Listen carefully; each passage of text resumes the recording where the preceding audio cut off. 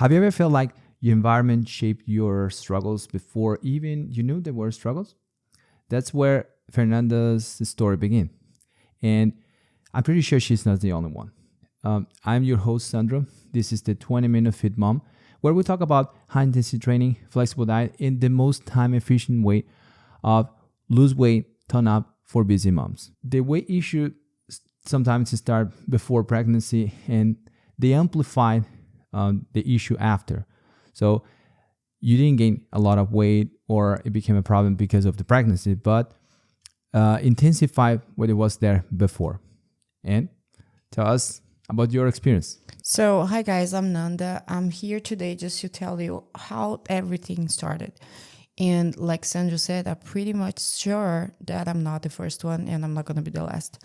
Since I would say my first years, 5-6 years, my mom, she breastfed me till I was 4 years and a half. So she didn't had this idea of disconnecting, like she's my daughter, she already had enough of breast milk. So I know that she doesn't need, probably because she didn't have this of with her mom. So I realized that most of those, especially parents who didn't have that access to food, when they become parents, they will say, I will give everything that I didn't have to my kids. And this englobes tons of ideas. And in my parents' case was definitely the nutrition, the food, not having this kind of thing. I'm going to take my kids to a certain place and I will not have enough money to buy what they want. So they made sure that whatever we wanted to go to a party or we went to them to buy groceries, whatever we want in the supermarket, they would give to us, which was something that in their minds was good. But nutritionally speaking, was building a relationship between the kid and the food, and like wasn't something good to do, right? And this was the way that my parents had to make us happy.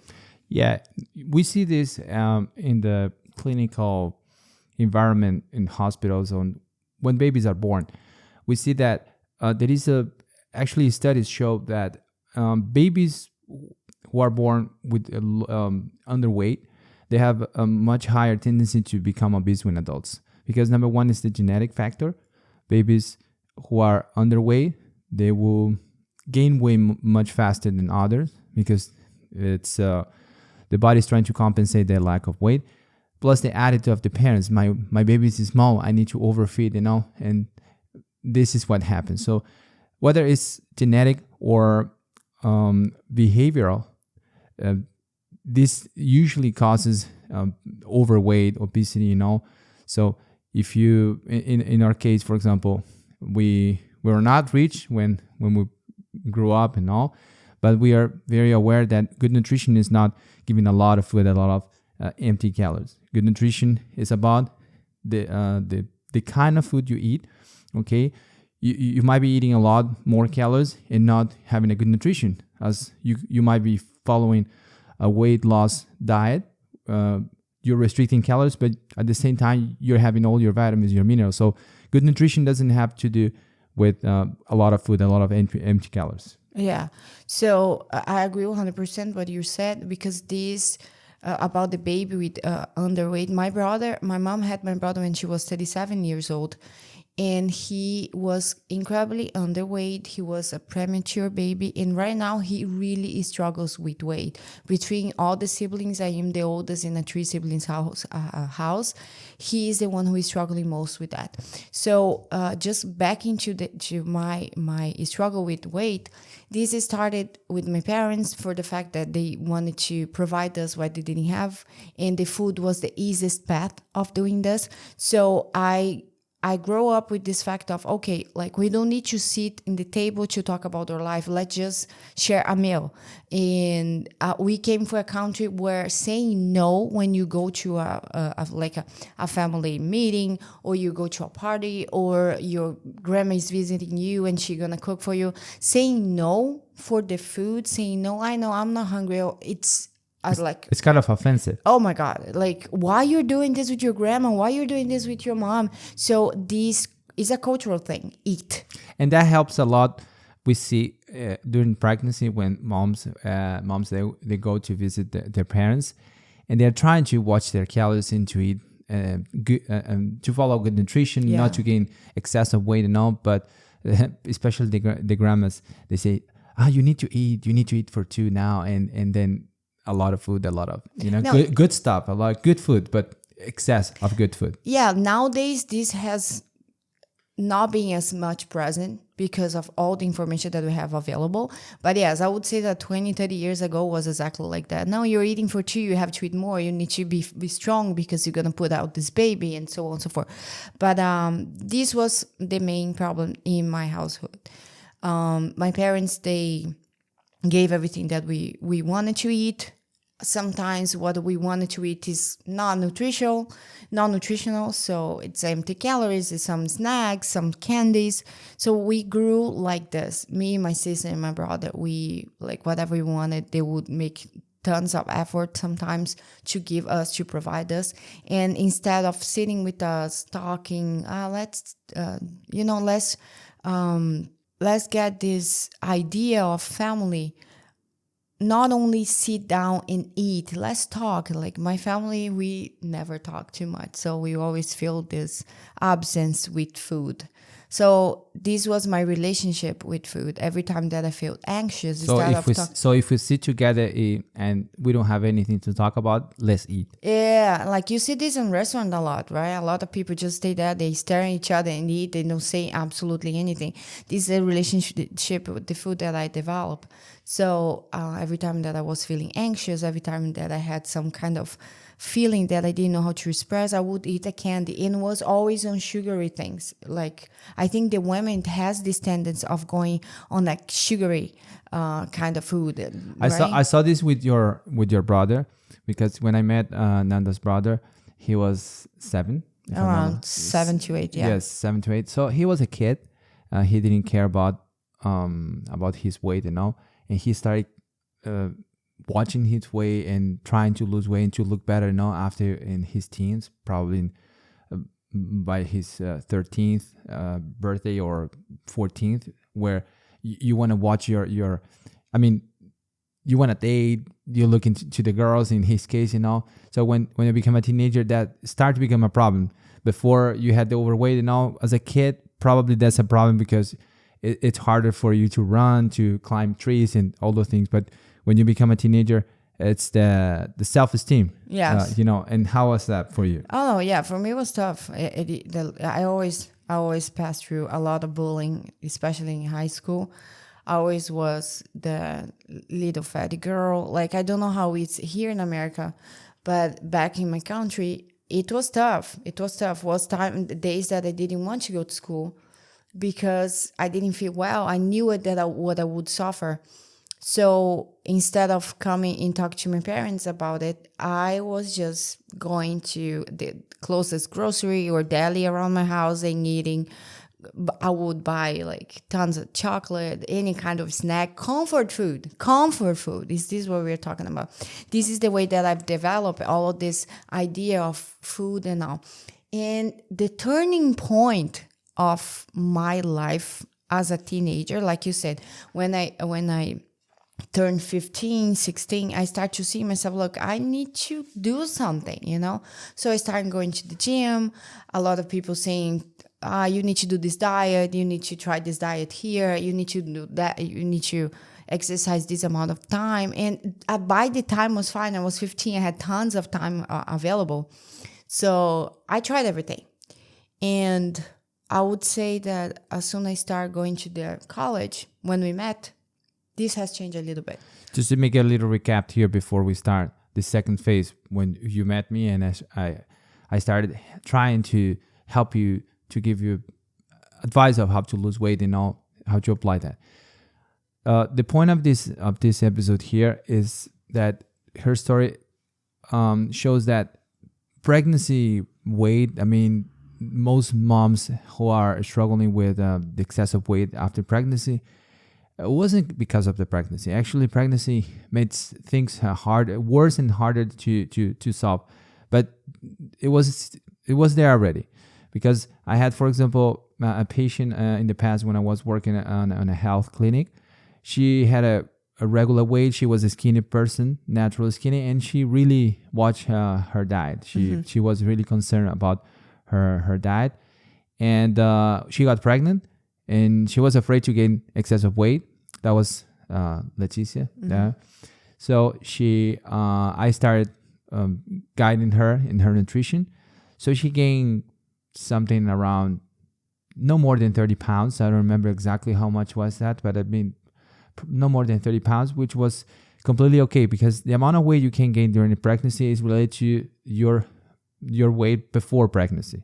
So if you, for example, your BMI shows that you have a proper weight, you can gain more weight than a person with overweight. If you are even underweight, you can gain a lot of weight because you're already underweight, But if you're obese, you really need to watch your weight, because you already have most of the weight you need to produce hormones and everything. So bottom line, but about Leticia, I watched her diet. She gained no more than 30 pounds, and she lost everything in an easy way with my guidance and her, of course, her commitment with the diet in less than maybe 3 months. So she didn't have a problem before. She didn't have a problem to lose the weight after. So you're just saying exactly the opposite with most of moms right now.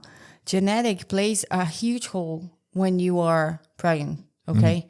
Because if you are so skinny before you get pregnant, probably you're just going to weigh the baby weight, and it's going to be incredibly easy for you. Only your belly is going to grow. So it's going to be super easy for you just to come back to the same way that you were before, because it's your genetic, like it's in your DNA. You're not supposed to be fat. You're a skinny person. So these also play how can I say? It plays something interesting in the mind of the moms who is like, oh, she has always been overweight.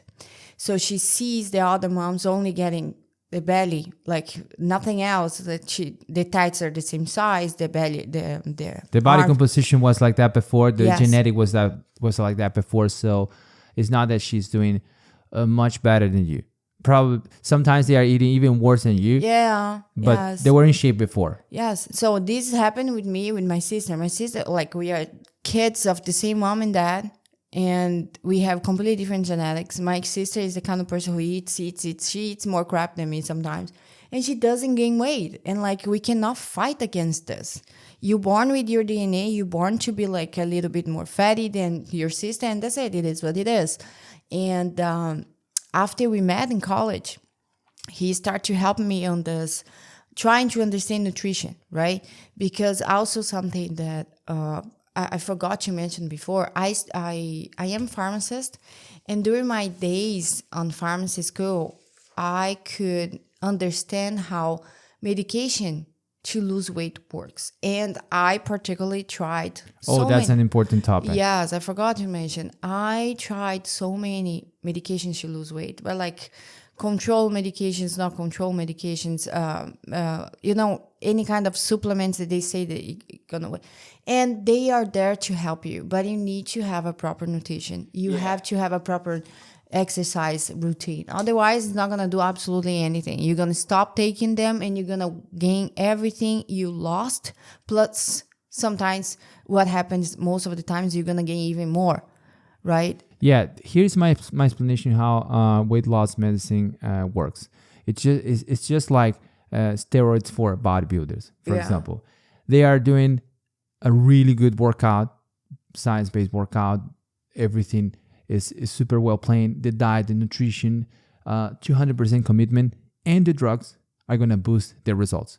So it's not that any person will take the amount of steroids than a professional bodybuilder is doing, and it will look the same. Because there is a genetic factor, commitment factor, nutrition, diet, and the drugs is going to boost that result. Weight loss medicine is the same thing.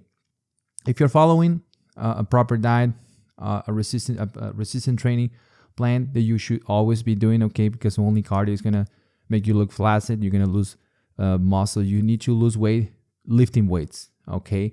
So if you're lifting weights, you're doing resistance training, you're following a diet, and you're taking any kind of weight loss medicine, it's going to help you to stick to the diet. Yeah. Because if you have a meal, you have an eating plan, you know what you have to eat, but you're not able to stick to the diet. So the weight loss medicine is going to help you to stick to that diet, so you will have the result. But the weight loss medicine by itself doesn't do anything. Yeah, but you have to understand that. I would say that the medication to lose weight, any medication that you are on to lose weight, it's a compensation of sometimes the lack of support you have at home, right? Yeah, that's an important thing that I wanted to talk about, the lack of support. You know, how was that even tell them after I started giving you the right advice? Because before that, you wanted to do it by yourself. You didn't know what to do. After we met, I gave you the advice, nutrition, training, everything, and also you had, let's say, everything you needed to lose weight.